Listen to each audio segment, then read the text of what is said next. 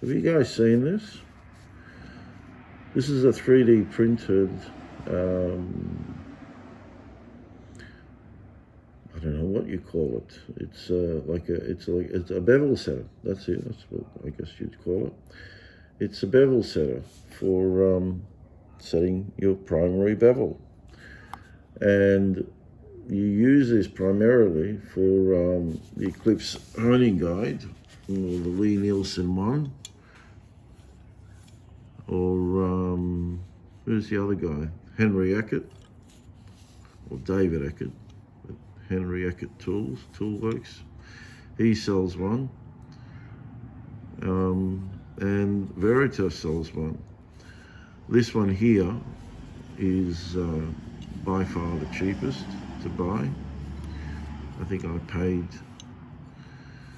I don't know when I bought it, 3 years ago maybe, whatever it was.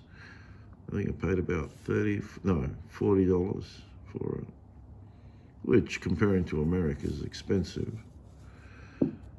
And you can see here it's got the measurements.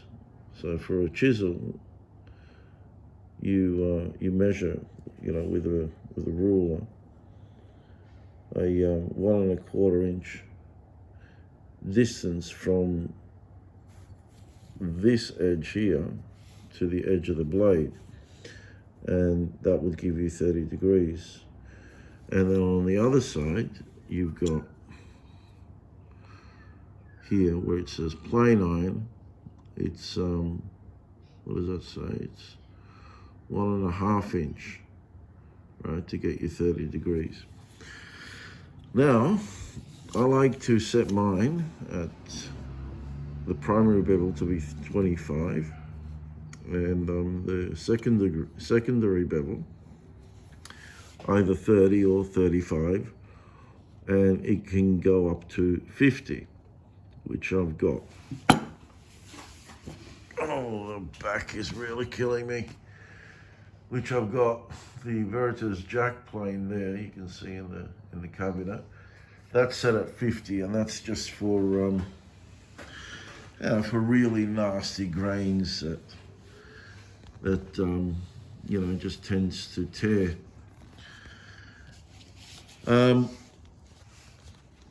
So this is a no-brainer.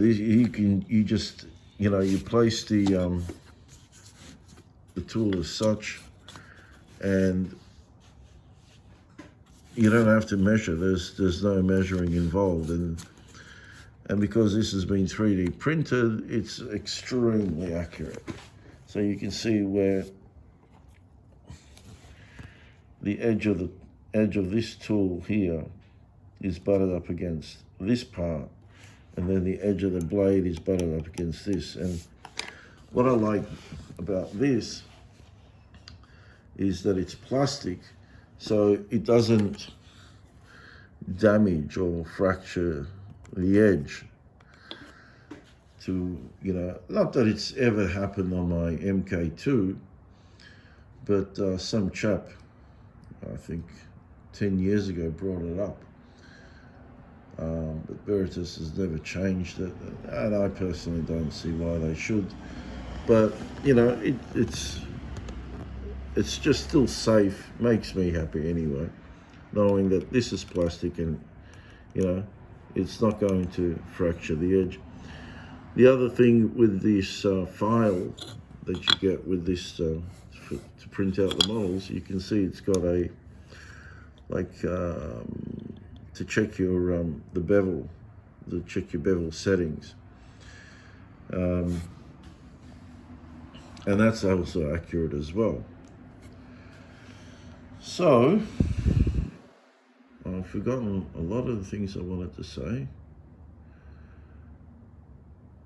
Yeah, but anyway, you can buy these Eclipses still today, even though it's a vintage model.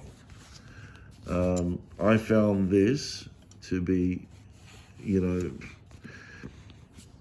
equally as good as the expensive ones. So Lee Nielsen, is selling you a very expensive one. But the beauty of the Lee Nielsen version is that you can, if you spend even more money, you know, if you have an endless supply of cash, then you can buy attachments to suit different sized blades.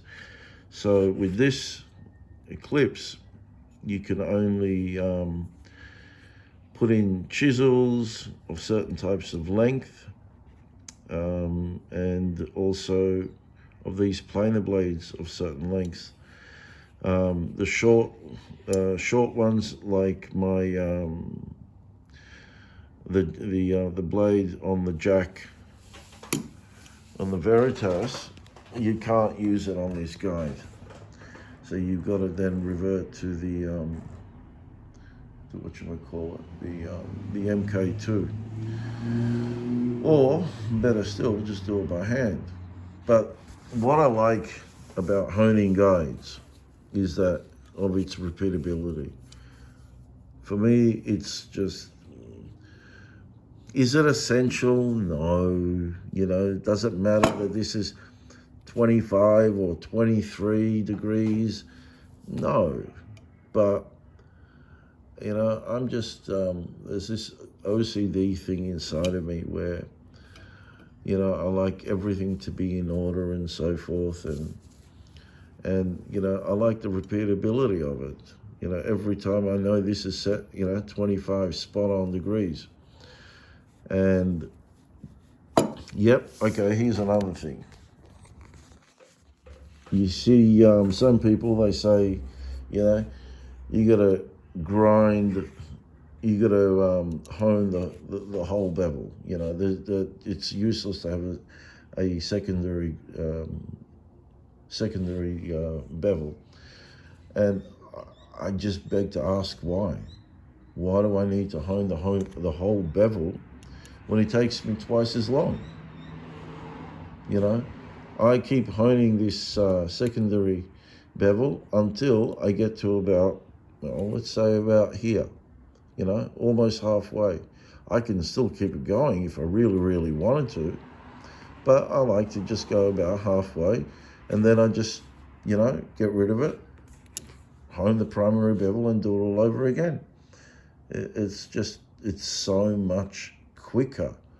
You know, it's just a matter of a few strokes, rather than standing there and just stroking and stroking and stroking and stroking, until, you know, until you've gone, you know, you've created a burr. So yeah, that's it really. There's not much else that I wanted to add.